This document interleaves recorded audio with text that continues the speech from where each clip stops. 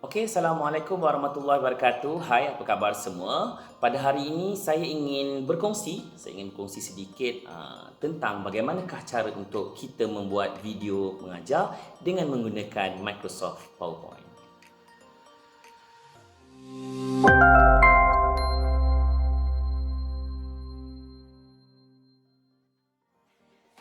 Okey, baiklah.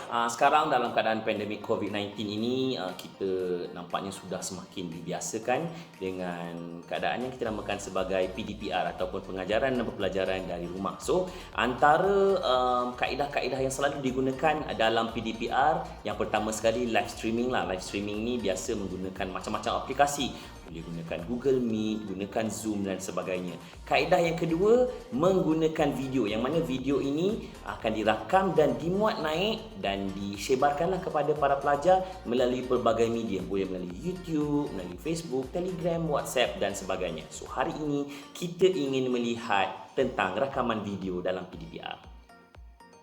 Okey, baiklah. Sebelum kita lihat bagaimana kita ingin membuat video mengajar, terlebih dahulu kenapa? Apakah kelebihan-kelebihan kita mengajar menggunakan video? Yang pertama, kerana video ini dapat membuatkan pengajaran kita nampak lebih realistik. Sebab dalam video, kita boleh selitkan pelbagai image lain, pelbagai video, pelbagai bunyi yang menjadikan pengajaran kita lebih realistik. Yang kedua, merangsang deria. Kerana apa? Video ni sebenarnya adalah satu integration ataupun satu penggabungan antara audio, visual dan beberapa rangsangan lain. So, dia akan dapat merangsang deria para pelajar dan akhirnya akan dapat menarik minat. Yang ketiga, dia akan memudahkan proses pengulangan. Sebab apa? Video kalau kita dah sharekan kepada para pelajar kita, para pelajar kita boleh ulang dan ulang sehingga pelajar tersebut betul-betul faham, berbeza dengan platform lain lah. Yang keempat, dia memberikan kuasa kawalan kepada pelajar.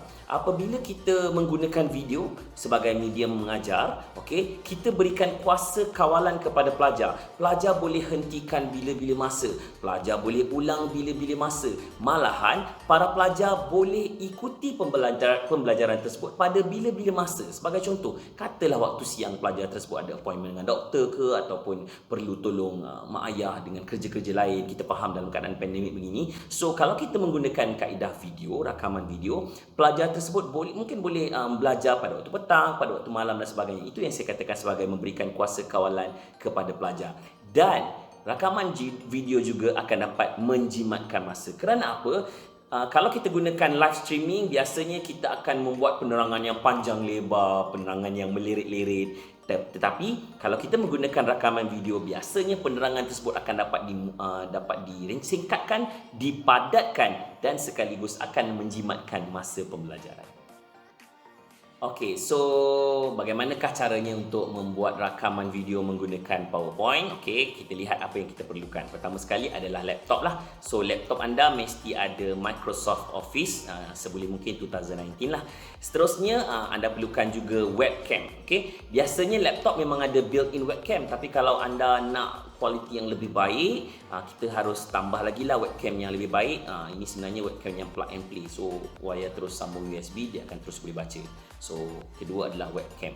Yang ketiga, mikrofon. Tapi sebenarnya sama juga, komputer biasanya ada built-in mikrofon. Tapi kalau cikgu ataupun rakan-rakan boleh gunakan earphone yang biasa kalau kita beli handphone kan. Sebenarnya earphone yang ini pun sebenarnya ini boleh digunakan sebagai mikrofon. So, kita masukkan mikrofon ini ke dalam jack dia dan sebenarnya dia boleh berfungsi sebagai mikrofon. Mikrofon ni penting sebab kita kalau boleh nak bunyi audio lebih clear, lebih crisp, kalau saya panggil ranguplah bunyi dia supaya maklumat tersebut dapat disampaikan dengan lebih baik. So, itulah dia perkakasan yang biasa digunakan untuk membuat rakaman video. Apakah langkah-langkah yang perlu dalam membuat video atau menyediakan video dalam PowerPoint? Pertama, sediakan slide anda. Kedua, rakam video pengajaran anda. Dan yang ketiga, save slide anda dalam bentuk video. Selepas itu, video dah selesai, anda boleh sebarkan melalui pelbagai platform YouTube, WhatsApp, Telegram dan sebagainya. Akan mulakan buat video dengan kita buka dulu PowerPoint. Ni biasalah paparan PowerPoint. So, katakanlah kita nak buat video memperkenalkan diri. So, kita sediakanlah satu slide. Cara dia, diri saya. Kenalkan. Nama saya Ali Ashraf.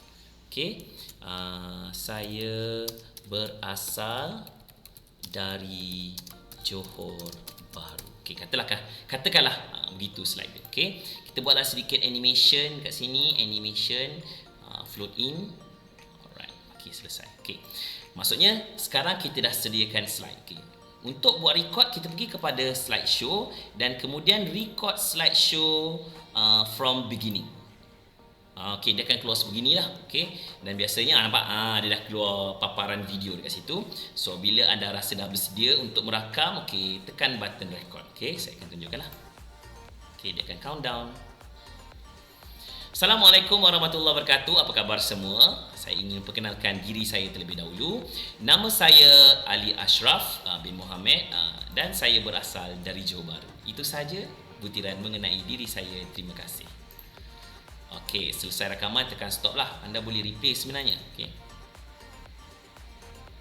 Assalamualaikum warahmatullahi wabarakatuh. Apa khabar semua? Saya ingin perkenalkan diri saya terlebih dahulu. Nama saya Ali Ashraf bin Mohamed dan saya berasal dari Johor. Itu saja butiran mengenai diri saya. Terima kasih.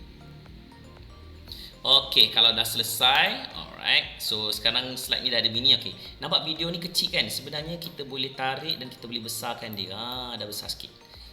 Supaya jelas lah nampak. Okey, so hasilnya akan jadi beginilah. Okey, so bila macam ini sebenarnya anda boleh paparkan begini. Okey, macam biasalah paparkan. Assalamualaikum warahmatullahi wabarakatuh. Apa khabar semua? Saya ingin perkenalkan diri saya terlebih dahulu. Nama saya Ali Ashraf bin Mohamed dan saya berasal dari Johor. Itu saja butiran mengenai. Okey, alright. So dah siap. Okey. Biasa kita akan save sebagai slide. So kali ini kita akan file, kita akan export dia. Okey, nampak ni export, create a video. Okey. Kalau saya biasa ambil sebagai full HD lah. Okey, dan kemudian create video. Okay. So bila kita export dia sebagai video, okay, nampak? Okay. Alright, dia akan minta kita nak save dekat mana. So kita biasa save kat desktop dulu lah. Okay. Kita save dia sebagai diri saya. Okay. Katalah kita save sebagai diri saya. Alright, save diri saya. Okay. So nampak ni progress dekat bawah ni, creating video diri saya MP4. So dia akan create lah dalam bentuk MP4. Dia akan save dalam MP4. MP4 ni adalah format yang agak universal. Size-nya taklah berapa besar, kualitinya juga boleh dipercayai lah. Okay, so sementara biasanya dia bergantung pada slide lah. Kadang-kadang slide tersebut ambil masa yang lama untuk create, kadang-kadang agak pendek, bergantunglah. Sebab itu di pihak saya tak suka rekod panjang. Ini yang tadi dapat mengelakkan video tersebut jadi penerangan dia melirik-lirik, jadi panjang dan sebagainya. Okay, so that is creating video diri saya. Selain daripada itu, kadang-kadang kalau tak cukup satu take dan rasa macam tak puas hati, kita boleh ulang balik rakaman-rakaman tersebut sampailah kita puas hati dengan konten video yang telah dipersembahkan lah. Alright. Okay, so itu sahaja tentang video ini. Okay, macam mana kita nak create video sementara kita okay, sekarang video dah siap save. So kita cari balik video tadi di bahagian desktop. Alright, desktop saya, minta maaf ya, desktop ni dia bersepah sikit. Okay, alright, dekat mana tadi? Dekat diri saya. Okey, diri saya. Double klik dan inilah dia video hasil dia. Semua, saya ingin perkenalkan diri saya terlebih dahulu. Nama saya Ali Ashraf bin Mohamed dan saya berasal dari Johor. Itu saja butiran mengenai diri saya. Terima kasih. Okey, itulah dia, video kita dah siap. So sebenarnya ini begitu plain lah. Anda boleh tambahkan dengan pelbagai lagi lah elemen-elemen lain, desain lain dan sebagainya. Okey, itulah dia sedikit perkongsian tentang langkah-langkah untuk menyediakan video hanya dengan menggunakan Microsoft PowerPoint. Ya, penyediaannya adalah sedikit remeh, memerlukan persediaan dan sebagainya. Tetapi percayalah, sebagaimana yang telah saya terangkan pada awal tadi, rakaman video untuk PDPR ni sebenarnya ada punya kelebihan dan faedah-faedah tersendiri. Terima kasih kerana mengikuti video ini. Sehingga kita berjumpa lain kali. Assalamualaikum. Jumpa lagi.